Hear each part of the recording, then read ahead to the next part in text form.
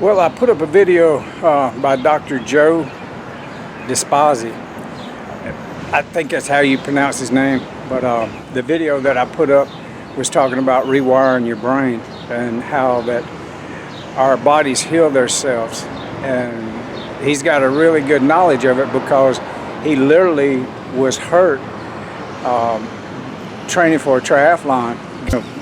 Almost like a paralyzed situation where if it didn't go right, it would paralyze him for life. But what the procedures that he started doing was, see, he was a doctor, like a neurosurgeon. So he already knew the chemistry of the brain and actually been studying a little bit about spirituality. So he was able to take it and turn it around and use it to be able to get out of that hospital bed. There's stories like that, and that's what he done. He started traveling the world, finding these stories where people had these miraculous, spontaneous healings. And so he documented them, and where he could, he'd run tests on the individuals. And next thing you know, he's traveling the world teaching people about these techniques. It's simple stuff, but it's until our mind gets rewired to the thinking even about it. So that's one of the first things you got to change is how you think about the procedure of healing yourself. If you don't believe it, then your atoms won't believe it. But if you believe it, the belief goes all the way down past your atoms into the conscious reality of the true you. And then every cell gets it. And then every nucleus of every DNA molecule down to the mitochondria cells gets it. And then it starts rewiring itself because of your belief, your intuitive knowledge, that because you start studying this stuff when you start healing your body. You start wanting to understand about the chakras, and you want to understand about your place in the universe and what this world is, the matrix of this reality. And you want to understand how you've been thinking wrong for so many years. And the only way to really change that is to do the research for yourself. You can sit around and listen to somebody talk all day long, and they're only being told what they know that somebody else talked about. And science has been stuck in a rut for a very long time. But there's other scientists around the world that Dr. Joe went and talked to, Russia, and the Ukraine, and just even the former Soviet Union. They had been studying spontaneous healing for quite a while. And so what I'm trying to say is I'm constantly regenerating my body. And one of the easiest organs to regenerate is the liver.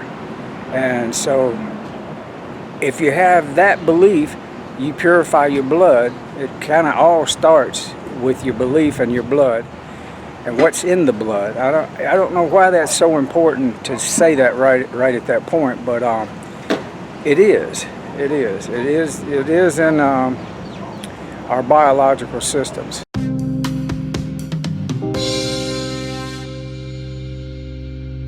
Your liver plays about 500 different functions, including neutralizing toxins, fighting infections, and manufacturing proteins and hormones. It even has the capacity to regenerate itself after injury. It's the only organ in your body which can do so. Having an unbalanced diet and eating processed foods can really take a toll on the liver over time. Its capacity to detoxify itself and cleanse the body is essential for optimal health.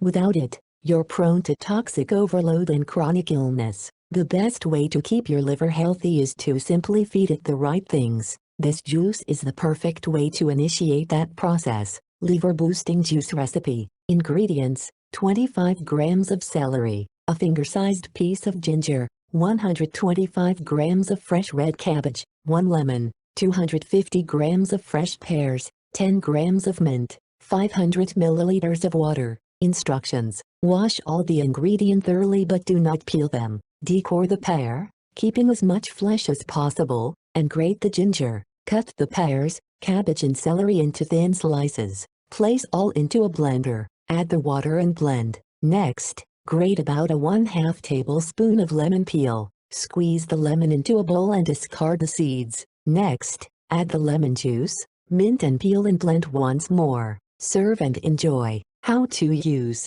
Drink this mix 2 times a day for best results. Take 1 glass first thing in the morning and 1 about 2 hours before you go to sleep. It will keep in the refrigerator for about 2 days. What you can expect from each ingredient. Celery. A few animal studies suggest that celery seed extracts may help lower blood pressure and cholesterol, as well as protect the liver from damaging substances like Tylenol. It's also a mild diuretic, which helps expel toxins from the body. Ginger. Ginger has positive effects on biomarkers of liver injury in patients suffering from non-alcoholic fatty liver disease. It also treated fat deposits in the liver to reverse the underlying cause of the condition. Cabbage. Red cabbage fixes the imbalances in lipids, liver enzymes and renal osmolytes induced by a cholesterol-rich diet. It also prevents inflammation and cell death within the liver to speed healing of liver injury. Lemon. Lemon and lemon peel contain hesperidin, naringenin and eriocitrin, which protect the liver against inflammation and oxidative stress. Hesperidin also lowers cholesterol levels in the blood and liver. Pear. Pears contain high levels of pectin, which can regress gallstones by up to 52% when compared to a placebo. The gallbladder, where gallstones occur, actually stores bile produced by the liver. When it's filled with stones, the liver can experience a backup of bile, which causes stress and injury. Mint. People suffering from cirrhosis, liver scarring, typically have a problem with bruising or bleeding caused by enlarged veins. The high levels of vitamin K mint contains can help manage these symptoms. Peppermint also reduces the effect of immobilization stress on liver enzymes. If you like our video, please give us thumbs up and share this video with family and friends. Thanks. So the more we study about our systems, how does our digestive system work? What kind of food do we need to optimize a healthy vibratory life? And it is about vibration, it is about colors, it is about sound, it's about what do you choose, and you have to start choosing differently than you've done in the past. There was one time I rode around in a car listening to boom boom. I had one of the biggest boom boom systems in Greenwood, Mississippi. I put some money in them speakers, man, and I had Led Zeppelin and ZZ Top and all that good old music bumping. And then you grow out of that, you change. Then I for a very long time, I've been riding around with no music at all. And if I even listen to music, it doesn't have words. It's just music, but I don't even do that all the time. I like to be quiet and hear and just observe what's around me and not be distracted by a television and the computer. I mean, I'm on the computer, and that's something that that people don't understand necessarily, and that because they seem like I spend a Norton long time. That's a funny word to say.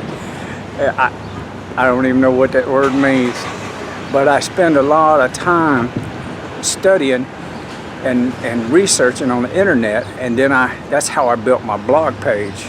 So if you want to see where my thinking was in 2009, 10, 11, 12, you can go back and actually click on that year, and you can all the posts for that year and those months comes up, and you can see the footprint of my consciousness. And so I actually started that footprint just for myself, so I could create my reality by looking back and see where I was. And then it just turned into a blog page, a YouTube channel, and social media followed right after that, how to put it all together and literally start making money. I started speaking that quite a while ago, that I would be able to make money off of YouTube and Google. Darn if it ain't happening right in front of my eyes. It's not a whole lot of money right now, but I predict within the next 5 years, it will be 5,000 a month. And that's just for the Buddy Huggins channel, you know. So I started connecting with, I know I'm getting off target here, but it's like the cells in your body. If I'm just using this as an allegory or just an example of the way my mind thinks, but connecting with other YouTubers that are successful is like your atoms connecting with other people with truth about how they heal their body in spontaneous healing ways. So I've done the same thing in the outer world with an expression of connecting with YouTubers and doing collaborations with them. And darn if it didn't happen that when I contacted some of these YouTubers, they gave me their library, their content.